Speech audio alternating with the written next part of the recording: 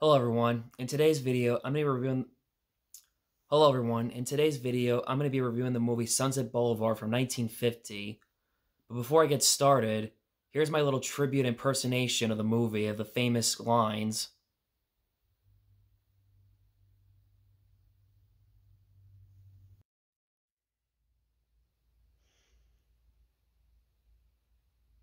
Also, as a side note, in the future, when I do future reviews on black and white films, I might consider doing the review in black and white style, possibly, but I'm not 100% sure if I'll do every classic movie review and black and white review videos.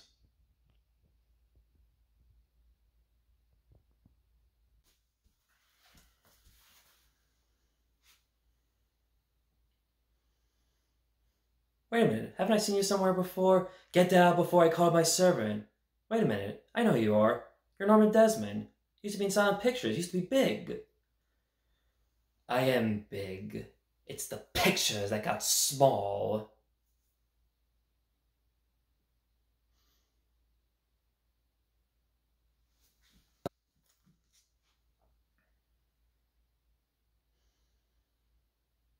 Alright, Mr. DeMille, I'm ready for my close-up.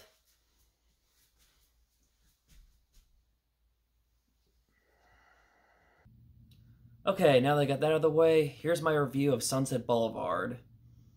Sunset Boulevard was made by Paramount Studios. It was released on August 10, 1950. The film grossed $5 million at the box office. It was well received by critics, fans, and audiences. Got great positive feedback. And it's been considered one of the greatest films ever made of all time. The film was nominated for 11 Academy Awards and won 2 awards for Best Screenplay and Best Art Direction.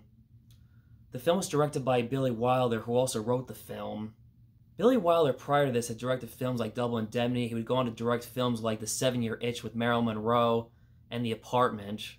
The film stars William Holden, Gloria Swanson, Nancy Olson, Fred Clark, and Lloyd Goff.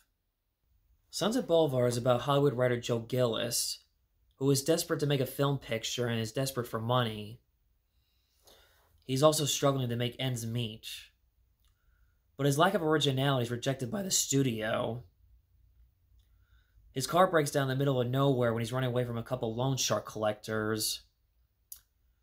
He meets former Hollywood star Norma Desmond, mistaken him thinking that he's a mortician there to take the dead chimp away from her. We see how former silent actress Norma Desmond lives a reclusive lifestyle. She still lives in the past and still thinks she's this big Hollywood star, despite that the studios want nothing to do with her, and the fact that people have forgotten about her despite the fan letters she gets were written by her butler in order to keep her spirit alive and letting her live her fantasies rather than living reality.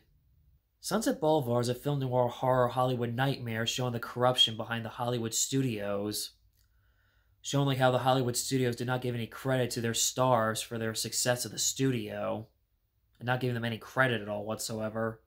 The film also does a great job exploring what writers go through when they hit writer's block and hit rock bottom, when they show how they're lacking originality and just desperate for a paycheck other than making something original for a movie. Because they're putting no effort into it, and they're just they don't care at that point. Sunset Boulevard has aged very well, is very relatable in today's society with modern Hollywood. Like, for example, Harvey Weinstein scandal cases. How, Harvey Weinstein sexually assaulted women, and also how he treated women badly, and they did not have any acting careers because of him. The film also shows how, when Hollywood executive producers treat their stars and they become monsters. Like how when they try to stay young as possible, going through all the plastic surgery and makeup process, where it's really impossible to stay young forever because at some point in life, we all age. No one ever stays young forever. The film also shows how being a Hollywood star can cause physical harm and also can cause psychological damage and trauma to that person. With the film being so iconic with memorable lines and memorable moments, one of my favorite moments in the movie is where you see Norma Desmond playing bridge with H.B. Warner, Buster Keaton, and Anna Q. Nielsen. That's seen as a tribute and a homage to the silent actors who, just like Norma Desmond, aka Gloria Swanson's character, After when their careers in Hollywood ended, when the silent era ended, they had no respect from Hollywood and their careers went downhill after that. Norma Desmond, played by former silent actress Gloria Swanson, does an amazing, spectacular job playing a fictional version of herself, playing Norma Desmond, a sad, tragic, misunderstood character who cannot accept the fact that her stardom is ended and that Hollywood wants nothing to do with her and that the fans have forgotten about her. Despite that, she still sees herself as a star, despite the fan letter she get was written by her butler, Max. She's a weird, crazy, narcissistic, but at the same time, she's misunderstood. She wanted to be was a star and make a difference in the world and inspire people, like most artists tend to do. She lives a lonely, reclusive lifestyle, staying away from the modern world because of how different it is and what she remembers. It's a very sad, tragic story on how, the Hollywood studios have not given her credit or any respect for her line of work and for making Paramount Studios is what it is. Joe Gillis, played by William Hall, as I mentioned before earlier, how his character is an example showing what happens when Hollywood writers hit rock bottom and that they're more in need desperate for a paycheck rather than making an original and quality film. Seeing Norma Desmond provide and take care of Joe, it was very rare and unusual for the time for a woman to be the caretaker and provider for a man at that time. In a way, this is another example of how you can relate this in today's society. Norma Desmond would be considered either a cougar mom or a sugar mommy. Despite Joe appreciating Norma Desmond for taking care of him, and despite that he wishes having the rich, glamorous lifestyle, but if you look closely at Joe, you can tell that deep down he's not happy. He feels trapped like a prisoner in Norma Desmond's mansion. He feels trapped because anytime he leaves the mansion to go out and do something, Norma Desmond gets separation anxiety. And he also feels like that Norma Desmond does not give him space and let him have a life outside the mansion. In ways, you make the argument that Joe takes advantage of Norma Desmond, but that's very debatable in an argument. Played by Nancy Olson, wants to be a writer, not a reader anymore. She grew up and was born in a family where her family worked in Hollywood, and she grew up near the studio. She wanted to be an actress, but was rejected. But unlike Norma Desmond, she took it very well, and despite not being an actress, she still found a way to be a part of movies no matter what. Her point is that even if you're not the star of the film, there's still always a way to be a part of filmmaking no matter what, as long as you work hard and prove your strengths and weaknesses. Despite criticizing Joe's lack of originality in his writing, she ends up working with Joe, ends up falling for him, and she motivates and pushes him to get out of his writer's block and slump. Even today, this is another example of showing how, even if you're someone who wants to be someone in Hollywood and make movies, if you get rejected by Hollywood, you can literally, post your movies and art on the social medias.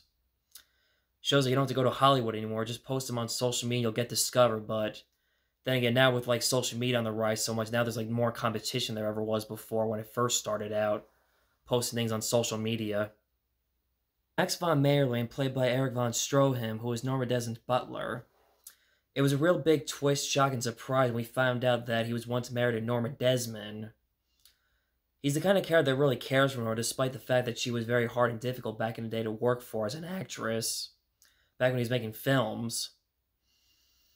But in a way, he really shows how he really cares for Norma Desmond and makes sure that she doesn't commit suicide. She found out that Hollywood wanted nothing to do with her, or the fact that her fan and popularity faded away and died down throughout the years after when the silent film ended. Probably were also shocked too, when it's revealed that he's the one that sends the fan letter. Well, for me, I don't know. To me, it was kind of obvious, but I can't really think of any hints they give in the film that come to mind that kind of hinted that he was the one sending the letters, but still. I kind of found that obvious to some degree. Goers have debated about what was the whole point of the ending of Sunset Boulevard. In my opinion, my point of view and interpretation of the ending of the film is where they basically let her live her fantasies. They trick her and making her believe that she made a comeback and she's once again a big Hollywood star. Whereas in reality, she basically went to jail for the murder of Joe. That's how I see it. I mean, some people can make the debate about how they see the ending of this film in their own way, but that's just my opinion of how I see the ending of this movie. My facts on the movie Sunset Boulevard. Even though in real life, Gloria Swanson accepted the fact that her acting career did not go anywhere after when the silent film came to an end, She was happy and flattered and thrilled when she got the part and was offered the role of Norma Desmond. The pictures that you see in the mansion are actually real-life pictures of Gloria Swanson. Cecil B. DeMille's cameo at the time was filmed during the same time when he was making a film at Paramount Studios, Samson and Delilah. When Gloria Swanson tells the security guard, "Without me, there would be no Paramount Studios," in real life, Gloria Swanson was Paramount Studios' top star 6 years in a row. Montgomery Clift was offered the role of Joe, but he turned it down, feeling it was too similar to his real-life experience having an affair with an older woman, and was also afraid of the press. DeMille, I'm ready for my close-up, has been ranked number 7 on top 100 famous movie quotes of all time. And I am big, it's the picture that got spoiled, ranked number 24. The first line that I mentioned, that line has been misquoted many times. People say, "I'm ready for my close-up, Mr. DeMille," but they forget the first line is, "All right, Mr. DeMille, I'm ready for my close-up." Even before I saw this film, I remember hearing parodies and referenced many times in other films or other parodies. It's another one of those famous movie lines that you've heard so many times, but you probably just did not know what it was until you saw the actual film. Gloria Swanson originally turned down the role of Norma Desmond. Billy Wilder told her to do a screen test anyway, and George Cukor persuaded her and told her as a joke to do 10 screen tests until they eventually say yes. I'm happy to do this movie despite that its heavy subject and content of the film. Michelle Ann Gloria Swanson's daughter, said that, according to her, when her mother came home from work, she would literally stay in character of Norma Desmond. She said that there were 3 people in the room, her mother, and Norma Desmond. Actresses Mae West, Mary Pickford, and Mae Murray were considered for the role of Norma Desmond. Billy Wilder and Charles Brackett pitched the idea to Mary Pickford, but she ended up turning it down because of the ending, how she found it very horrifying. Director Cecil B. DeMille was paid $10,000 for his cameo and another $10,000 for a close-up. Add that all together, he was paid $20,000 for his cameo. Polish actress Paula Nigeria was offered the role of Norma Desmond, but because of her Polish accent, it's the reason why she had no acting career after the silent era. Swanson's comeback. She was offered watered-down versions of Norma Desmond and then officially retired from acting. Her last acting role was in 1975 Airport, the disaster film. She was paid over $50,000 and another $5,000 for overtime working schedule. William Haynes declined a cameo because of fact, in real life, his acting career did not go anywhere after the silent era because of his homosexuality. However, he did attend the premiere with Joan Crawford when this movie came out. The character Norma Desmond is modeled after silent film actresses whose career did not go anywhere after when the silent film era ended. Some silent film actresses were reclusives or seclusives and wanted to be out of the public eye after when their careers did not go anywhere. For example, Mary Pickford was a seclusive. Mae Murray and Clara Bow suffered from mental illness in the end. On the role of Norma Desmond, she did not want to come out of retirement, and she found the role of Norma Desmond distasteful. The film that Norma and Joe are watching is Queen Kelly, a film that was an actual film of Gloria Swanson, and was directed by Eric von Stroheim. Billy Wilder originally wanted Hedy Lamarr for a cameo at Paramount Studios, and Cecil B. DeMille insisted that she be paid $25,000, but unfortunately they ended up cutting out her cameo anyway because they could not afford her. As that Norma Desmond mentioned, either some of them were still alive or some of them were dead at this point in the 1950s. Despite driving a car in real life, director Eric von Stroheim did not know how to drive in real life. So what they did was, in order for the driving scene to be so effective, they towed the car with another car. And the Paramount scene, they basically pulled the car off camera with a rope. Roger Ebert considers one of the greatest films of all time, and it's included in the 1001 films you must see before you die. In 2007, American Film Institute ranked this 16th greatest film of all time. In 1989, National Film Registry Library of Congress ranked this 25th greatest film of all time.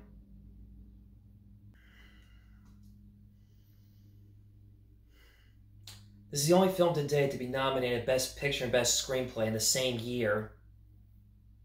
The song Memory Remains was inspired from this film. David Lynch is such a huge fan of this film, he said that he was inspired from this film for Twin Peaks and Mulholland Drive. At the time, it was very unusual for the main character to die and narrate the film. I asked Billy Wilder what was the whole point of the dead chimp scene. Billy Wilder pointed out that it was basically sex for Norma until after when he died, Joe came in the picture.